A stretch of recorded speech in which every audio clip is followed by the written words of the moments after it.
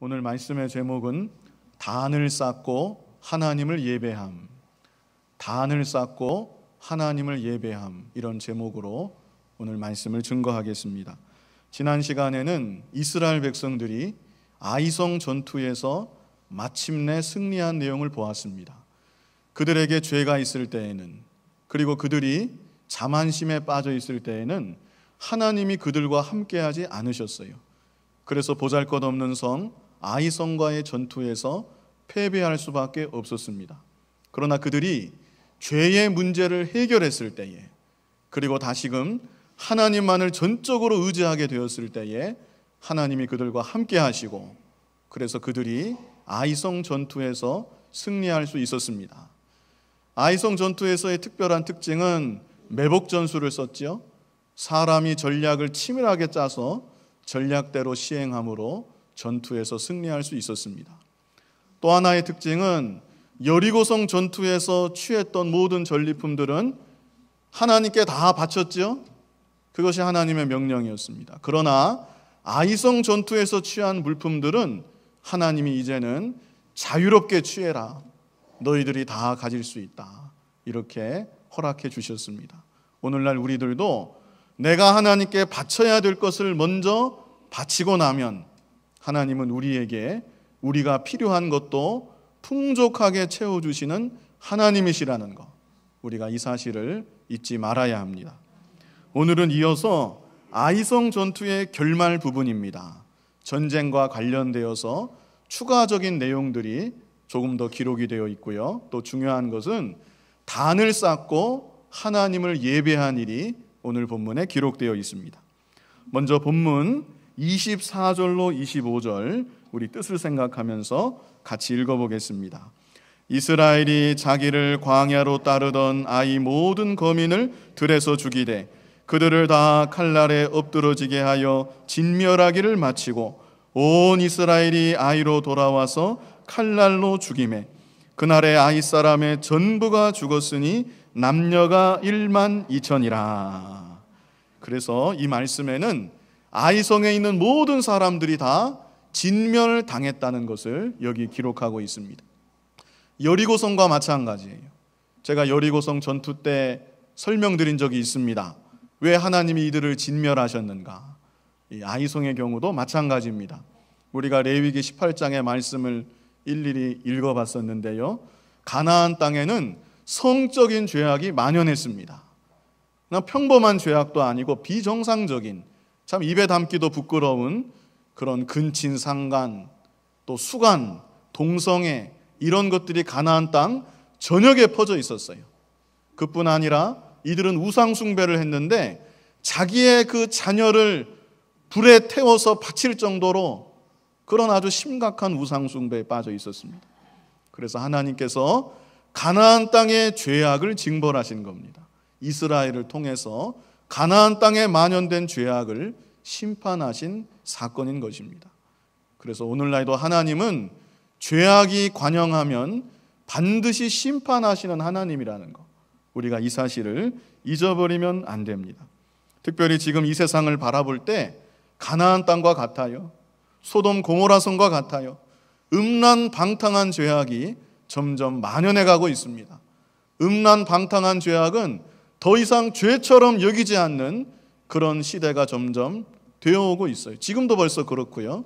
우리가 이런 현실을 바라볼 때 세상 마지막이 가까워 왔구나, 우리가 이 사실을 알아야 합니다. 특별히 성적인 죄악은 말세를 대표하는 죄악입니다. 말세를 분별할 수 있는 그 표준이 되는 죄악이에요. 우리가 죄악 세상을 바로 분별하고 이런 죄악 가운데 우리는 빠지지 아니하고 우리의 몸과 마음을 정결하게 잘 지켜나갈 수 있는 우리가 되어야 합니다. 이제 26절에는 아이 거민을 진멸하기까지 여호수아가 단창을 잡아든 손을 거두지 아니하였고, 또 이런 말씀이 기록되어 있습니다. 18절에 보면 여호와 하나님이 여호수아에게 내 손에 잡은 단창을 들어 아이를 가리키라, 18절에 그랬죠. 그래서 여호수아가 단창을 들어서 아이를 가리키니까 숨어있던 복병들이 일제히 나아가서 아이성을 점령했습니다. 그런데 여기 26절 말씀은 여호수아가 그렇게 들었던 손을 아이 거민을 다 진멸하기까지 거두지 않았다는 말씀인 것입니다. 이와 비슷한 모습이 출애굽기 17장에도 있어요. 모세가 손을 들어서 하나님께 기도했죠. 아말렉과의 전투 때. 그때 모세가 손을 계속 들고 있으면 이스라엘이 이겼습니다. 근데 모세가 지쳐서 손을 내리면 어떻게 됐죠? 이스라엘이 지는 거예요. 모세가 사람인지라 지쳐서 손이 내려올 수밖에 없어요. 그 모습을 본 아론과 훌이 빨리 가서 그 바위로 모세로 그 바위 위에 앉게 하고, 아론과 훌이 양옆에서 모세의 손을 받들어 드니까 모세가 손을 끝까지 내리지 않을 때에 이스라엘이 아말렉과의 전투에서 승리할 수 있었습니다. 그리고 이번에는 여호수아가 단창 든 손을 내리지 않고 계속 올리고 있으므로 이스라엘이 아이성을 완전히 진멸하게 되었습니다. 모세의 경우도 그렇고 여호수아의 경우도 그렇고 손을 계속해서 들고 있는 것은 하나님을 의지하여 하나님께 간절히 기도하는 것을 가리키는 것입니다.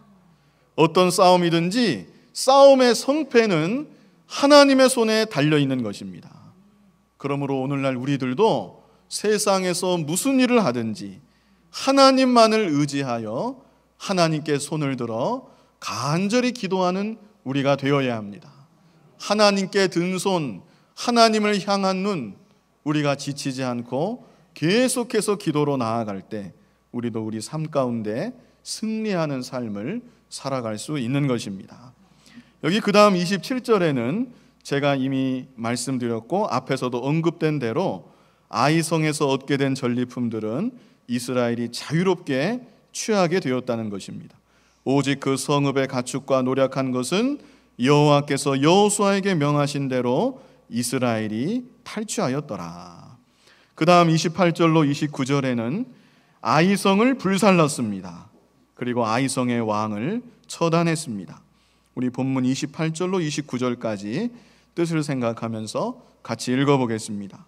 이에 여호수아가 아이를 불살라 그곳으로 영원한 무더기를 만들었더니 오늘까지 황폐하였으며 그가 또 아이 왕을 저녁 때까지 나무에 달았다가 해질 때에 명하여 그 시체를 나무에서 내려 그 성문 어귀에 던지고 그 위에 돌로 큰 무더기를 쌓았더니 그것이 오늘까지 있더라.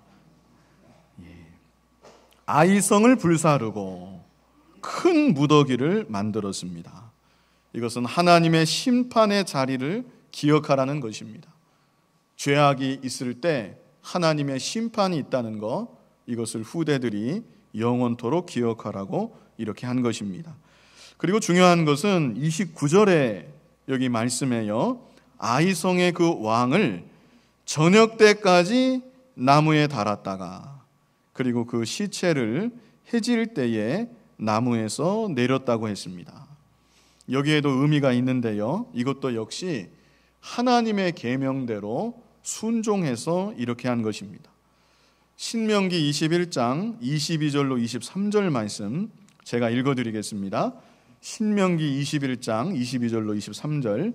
사람이 만일 죽을 죄를 범함으로 내가 그를 죽여 나무 위에 달거든 그 시체를 나무 위에 밤새도록 두지 말고 당일에 장사하여 내 하나님 여호와께 내게 기업으로 주시는 땅을 더럽히지 말라. 나무에 달린 자는 하나님께 저주를 받았음이라. 자, 그래서 아이성의 왕의 시체를 나무에 달았어요. 그런데 그 시체를 저녁이 될 때에 다시 내렸습니다. 여기서 이것은 제가 지금 읽어드린 신명기 말씀에 순종해서 그렇게 한 것입니다.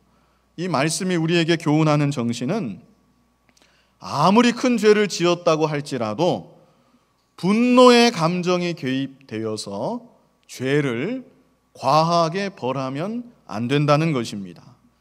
시체를 그 다음 날까지 달아놓는 것은 과도한 형벌이고, 죄를 과하게 벌하는 것, 그것도 역시 또 다른 죄가 된다는 것을 하나님이 우리에게 말씀해 주시는 겁니다. 죄를 찾아서 해결하는 거 중요한데, 해결할 때에 그것도 역시 하나님 말씀에 맞게 적절하게 해결을 해야지 사람의 감정이 개입되어서 죄를 지나치게 벌하는 것, 그것도 역시 하나님이 기뻐하지 않으시는 죄가 되는 것입니다. 이와 비슷한 정신을 우리가 다른 성경 구절에서도 찾아볼 수 있는데요. 레위기 19장 15절 말씀에 이런 구절이 있습니다. 잘 들어보십시오. 너희는 재판할 때에 불의를 행치 말며 가난한 자의 편을 들지 말며 세력 있는 자라고 두어하지 말고 공의로 사람을 재판할지며 그랬습니다. 가난한 자라고 해서 그 마음이 측은하잖아요. 불쌍히 여기는 마음이 들어서 가난한 사람이라고 무조건 편들지 말아라. 이게 하나님 말씀입니다. 또 반대로 세력 있는 자라고 힘 있는 자라고 그 사람의 편도 들지 말아라. 그래서 우리 하나님은 매사에 공명정대하게 판단하고 행해야 될 것을 우리에게 교훈하고 있는 것입니다. 모든 일들에 있어서 사실 인간인지라 한쪽으로 치우치기가 쉬운데 우리가 하나님을 의식하고 하나님의 지혜를 구해서 모든 면에 공평무사하게 진실하고 정직하게 판단하고 행할 수 있는 우리가 되어야 하는 것입니다. 그래서 여호수아의 경우에 시체를 나무에 달았지만 하나님 말씀대로 해질 때가 되어서는 그 시체를 다시 내린 것입니다. 자, 이제 여기까지 전쟁과 관련된 추가적인 내용들이었고요. 이제 30절로 35절까지는 이스라엘 백성들이 단을 쌓고 하나님을 예배한 일이 여기 기록되어 있습니다. 우리 30절 말씀 같이 한번 읽어보실까요? 때에 여호수아가 이스라엘 하나님 여호와를 위하여 에발산에 한 단을 쌓았으니, 자, 에발산에다가 단을 쌓고 하나님을 예배했습니다. 우리가 생각할 것은 이들이 지금 전쟁을 마친 직후입니다. 전쟁을 마쳤으니까 몸이 피곤할까요? 안 피곤할까요? 당연히 피곤하겠죠. 더구나 이들은 매복 전술을 썼습니다. 밤새도록 야외에서 수경했어요. 결과적으로 보면 이스라엘의 수월한 승리로 끝났지만 그래도 전투의 단계 이들이 얼마나 긴장하고 얼마나 치열하게 전투를 치렀겠습니까? 전쟁을 마친 이들은 어느 때보다 지치고 피곤한 것입니다. 집에 돌아가서 이제 한숨 돌리고 휴식을 취하고 싶은 마음이 굴뚝 같았을 것입니다.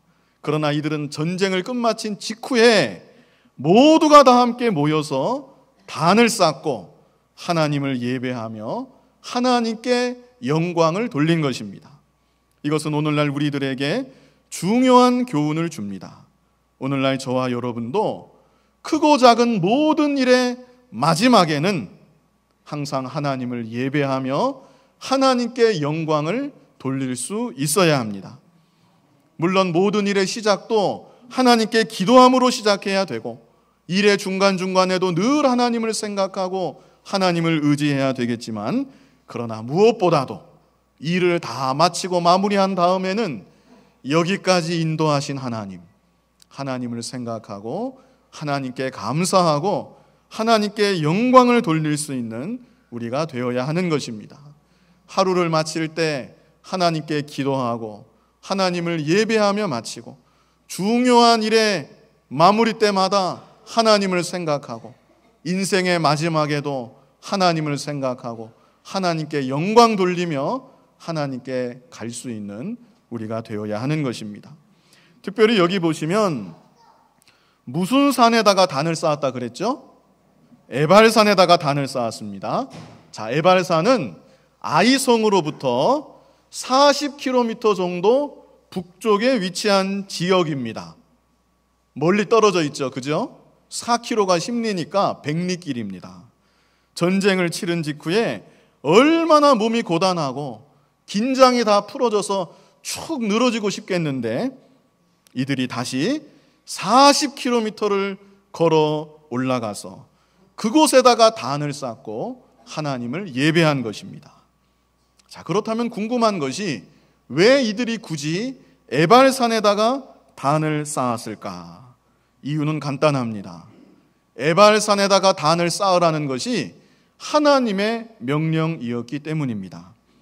신명기 27장에 있는데요. 신명기 27장 4절로 5절 말씀 제가 읽어드리겠습니다.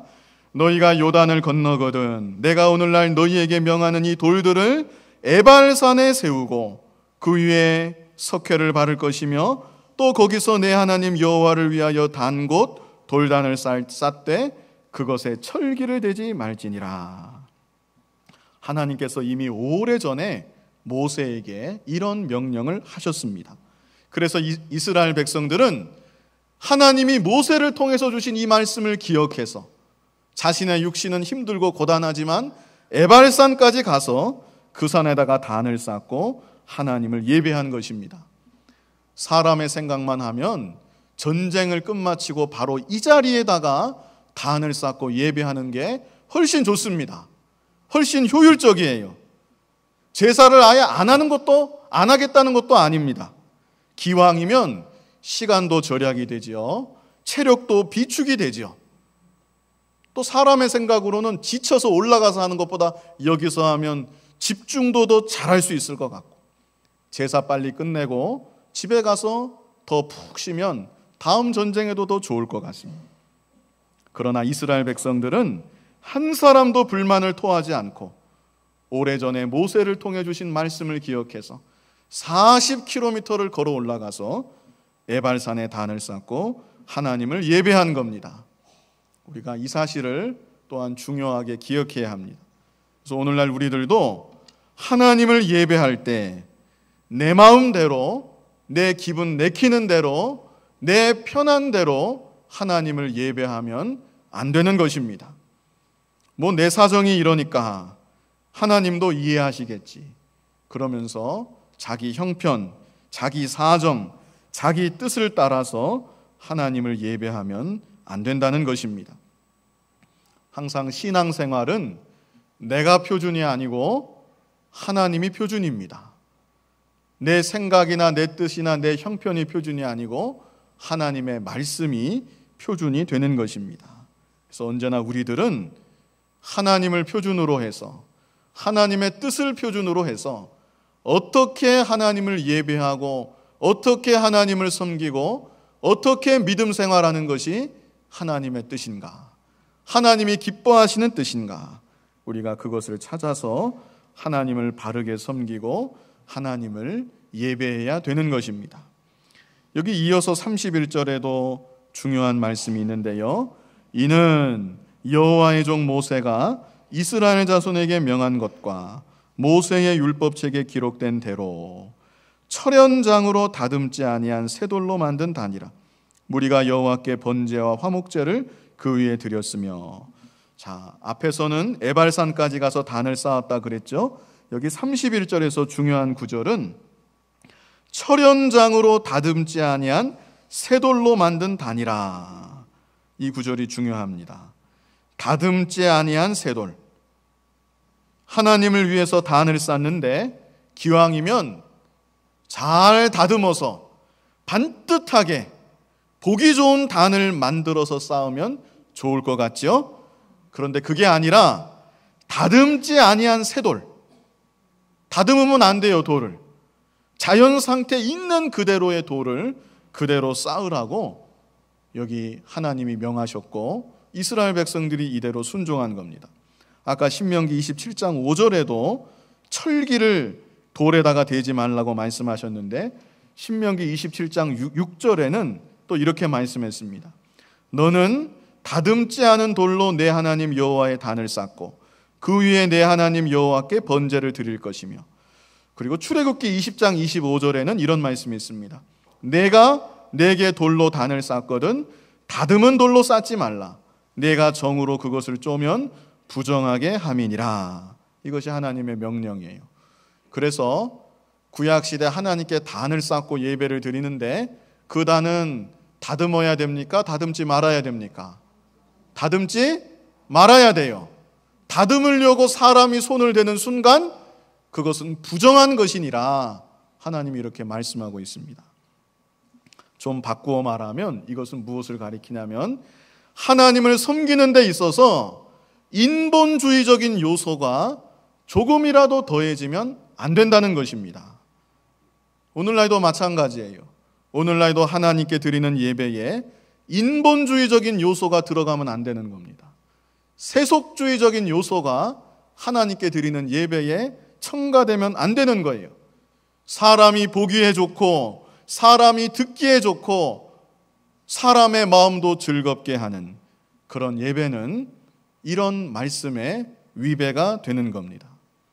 우리는 하나님을 예배할 때 최대한도로 인간적인 요소는 배제하려고 노력해야 합니다. 세상적인 요소, 세속의 요소, 인간적인 요소 다 배제해야 돼요. 오로지 순전한 하나님의 말씀만을 가지고 신령과 진정으로 예배하고자 힘써야 되는 것입니다. 오늘날도 하나님은 그런 예배를 기뻐 받아주시는 겁니다. 여기 32절에는 여호수아가 거기서 모세에 기록한 율법을 이스라엘 자손의 목전에서 그 돌에 기록하매, 여호수아가 모세의 율법, 하나님의 말씀을 돌 위에 기록을 했습니다. 그리고 33절에는 우리 33절 말씀 같이 한번 읽어보실까요? 온 이스라엘과 그 장로들과 유사들과 재판장들과 본토인뿐 아니라 이방인까지 여호와의 언약궤를 맨 레위 사람 제사장들 앞에서 궤의 좌우에 서되 절반은 그리심산 앞에 절반은 에발산 앞에 섰으니 이는 이왕의 여호와의 종 모세가 이스라엘 백성에게 축복하라고 명한 대로 함이라.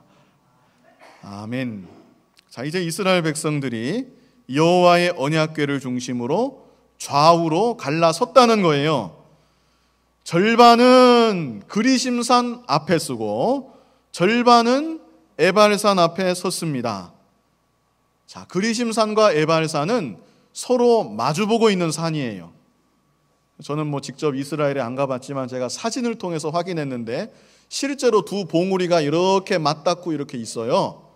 그러니까 이 가운데는 제사장들이 언약궤를 메고 서 있고, 여기가 그리심산이고 이게 에발산이라면 백성들의 절반은 여기 그리심산 앞에 서 있고 백성들의 절반은 이 에발산 앞에 서 있는 겁니다.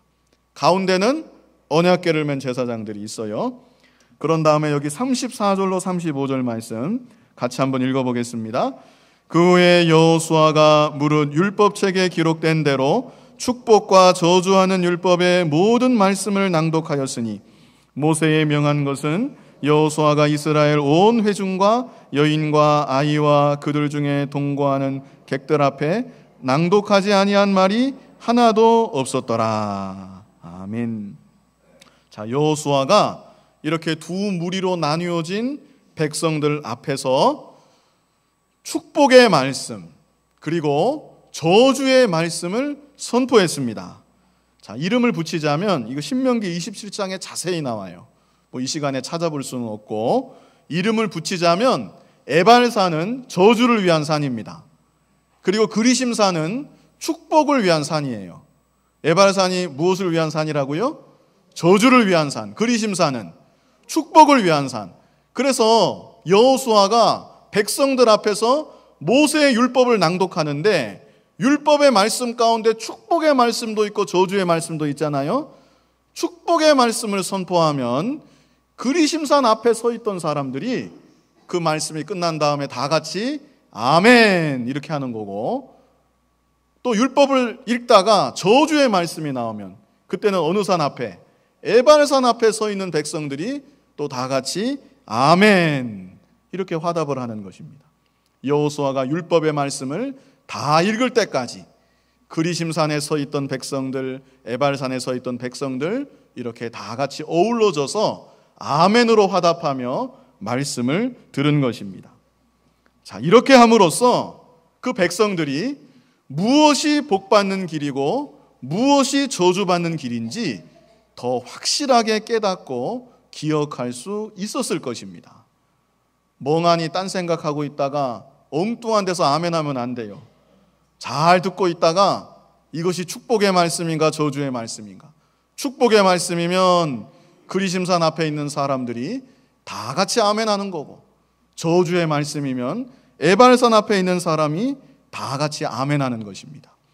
이렇게 함을 통해서 율법을 더 잘 기억하고 무엇이 축복받는 길이고 무엇이 저주받는 길인지 이들이 확실히 알고 믿음으로 다시금 결단할 수 있었을 것입니다. 그래서 오늘날 우리들도 하나님 앞에 예배 드릴 때 무엇이 가장 중요한 일인가?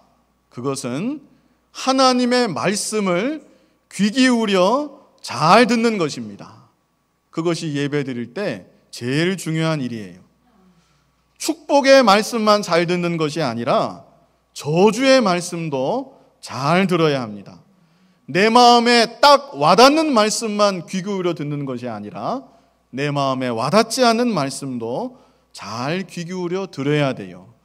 설교자의 입장에서도 이 본문을 보면 쨍하게 설교할 수 있는 본문이 있고 때로는 본문 가운데 참 딱딱한 본문, 어려운 본문, 설교하기 쉽지 않은 본문도 있어요.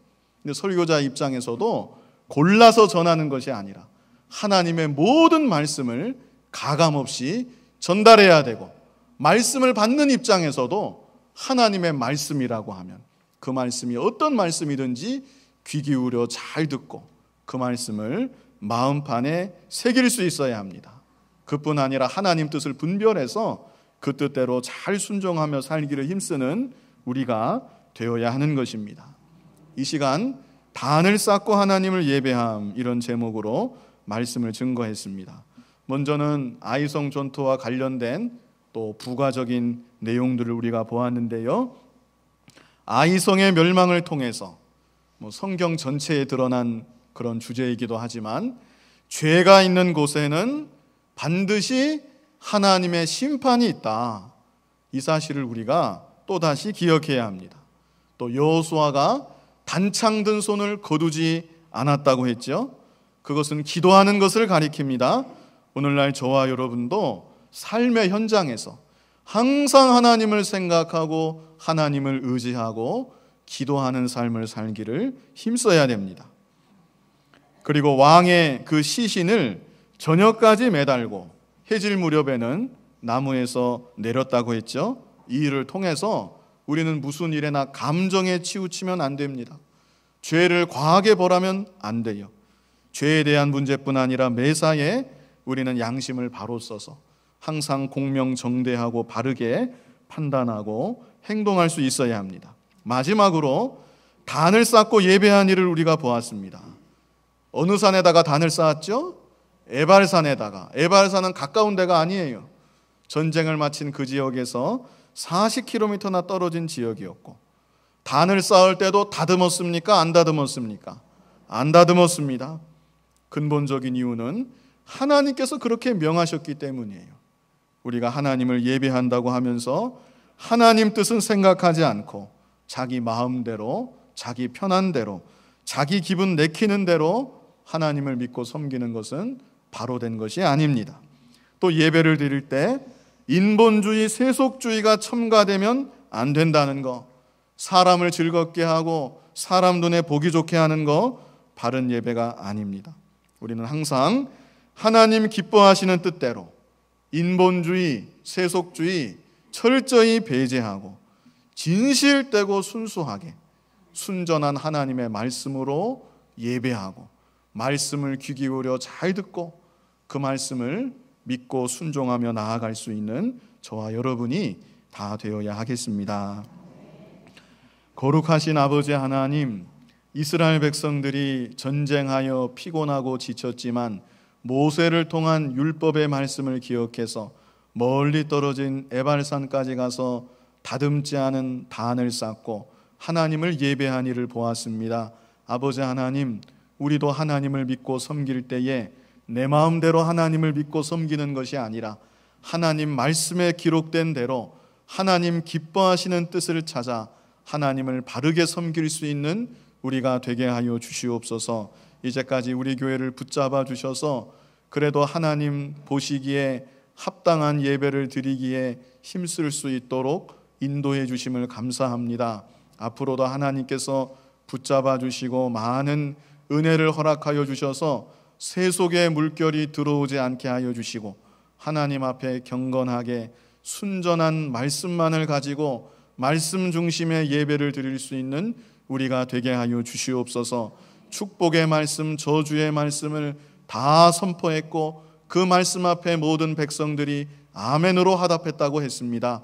하나님의 말씀이 무슨 말씀이든지 하나님의 말씀인 줄로 알아 마음판에 잘 받아 새기는 우리가 되게 하여 주시고, 이 땅을 사는 동안 말씀대로 믿고 순종하며 믿음의 길을 걸어가는 우리 모두가 되게 하여 주옵소서.